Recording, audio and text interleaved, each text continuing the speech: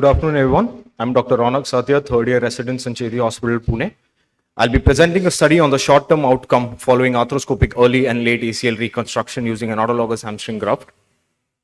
The methods of treatment of ACL tears have evolved over the years from conservative management to an arthroscopic anatomical ACL reconstruction. The aim of ACL reconstruction is to re-establish the normal kinematics and function of the knee joint as they were pre-injury to prevent the prevalence of post-injury degenerative changes. We've grouped the patients into two. The early ACL reconstruction, these patients were operated 3 weeks from the injury. These are the patients who did not present with a swollen knee, did not have any effusion, had good quadriceps control, and had a normal gait. The late ACL reconstruction group were done after 6 weeks from the injury. They had come out of the normal rehab. There is no definitive guidelines currently which determine the optimum timing of ACL reconstruction.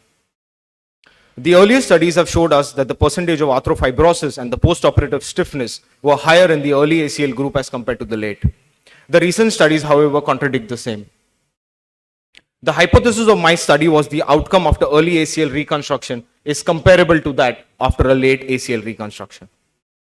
The study was carried out in Surgeries Hospital from October 2018 to September 2020. We included all the patients from 18 to 50 years with clinical signs of ACL tear and an MRI supporting the same.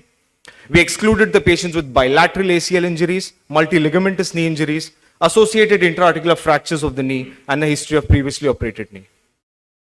We had a total of 248 patients. The earlier group had 69 cases, whereas the late had 179. A detailed history was taken, clinical examination was done, and most importantly, time from injury to surgery was calculated.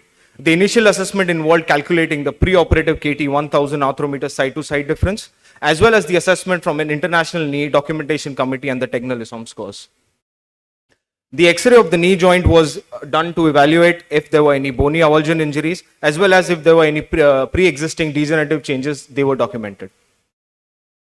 The MRI of the knee was done, and in the sagittal images, discontinuity of the fibers and the bone marrow edema were documented, as well as secondary signs of ACL tear such as buckling of the PCL were documented. Postoperative rehab remained the same for both the groups. The patients were followed up for evaluation at 6 months and 1 year. The knee range of motion was assessed on both the sides.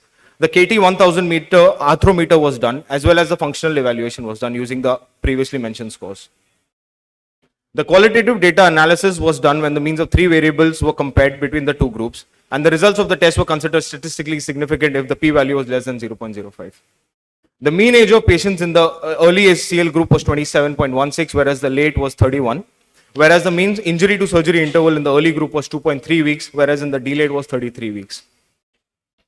The early ACL reconstruction group showed a similar recovery in the range of motion at 12 months as compared to the late group. The functional scores also did not show any statistical difference. The complication rate was also similar, and none of the patients required a revision procedure. Coming on to the discussion, the findings of a study suggest that there is no difference in the short-term outcome following an arthroscopic ACL reconstruction, irrespective of the timing of the surgery. The results of a study suggest that it is safe to perform an ACL reconstruction within 3 weeks from the injury without compromising the outcome.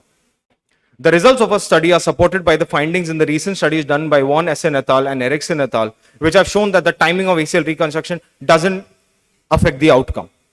This may have been because the previous studies were retrospective in nature. The techniques used mini arthrotomy for graft placement, non-anatomic graft placement, and a restrictive post-op rehabilitation program. The rehabilitation time can be dedicated to a post-operative period rather than a pre-op period.